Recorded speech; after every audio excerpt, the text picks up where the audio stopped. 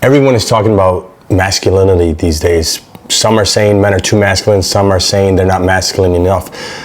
But I don't think that's the right question.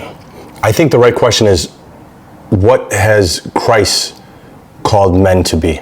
Jesus never told us to be louder, to be tougher, make more money, or become more successful. No, he called us to deny ourselves and take up our cross daily and to follow him. That's biblical manhood.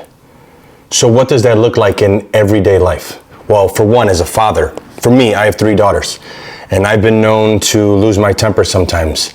Instead of denying that I lost my temper and acting like it never happened, I have to have those tough conversations with my girls. I have to say, girls, I'm sorry. I sinned against you. I lost my temper when it was uncalled for. Then without justifying what I did, I talk about what I did and again, apologize, ask for their forgiveness.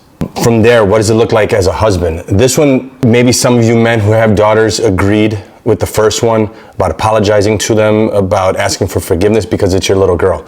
But as men, a lot of times we find this next one hard. We hear older men say, if you want to be happy, just agree with her all the time or always apologize. And that's not true. That's not true at all.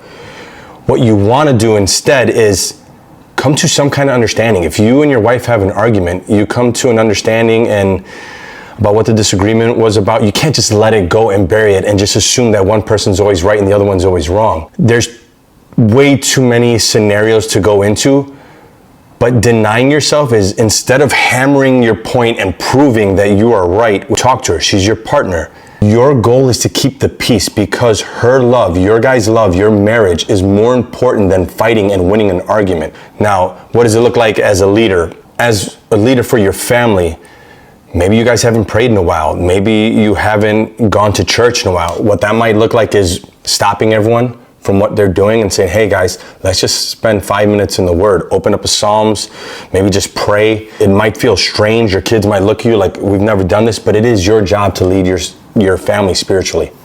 What does that look like as a disciple? Maybe you have a coworker or some younger man some brother in Christ, and he's asking you, reaching out to you for some discipleship. He's saying, hey, can we go over the Word like once a month or once a week? Or looking for some kind of guidance. And you look at your schedule and you're like, I'm a little too busy, or maybe it's a little bit too far of a drive. Denying yourself would be to say, hey, you know what? I could wake up an extra 30 minutes early to spend time with you. That's denying yourself. In terms of integrity, this one is huge. I'm sure everyone can relate to this. You have a gossiper in the family or a gossiper at work. Maybe they're talking about someone who you agree with a lot of things they're saying, but to maintain your integrity, because you belong to Christ, you don't gossip back. You stay quiet. That's denying yourself. And finally, biblical manhood isn't about some false strength or winning every argument. It's about being faithful. It's serving the people that God has entrusted you with.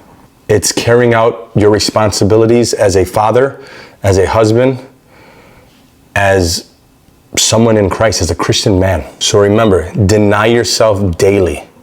A lot of people think that when it comes to denying yourself or dying to your old self, that it's something like taking a bullet, when it's denying yourself or dying to yourself on ordinary days, like a Tuesday when you're dead tired from work. That's true biblical manhood. So remember, as always, stand firm, pray for one another, and man your post.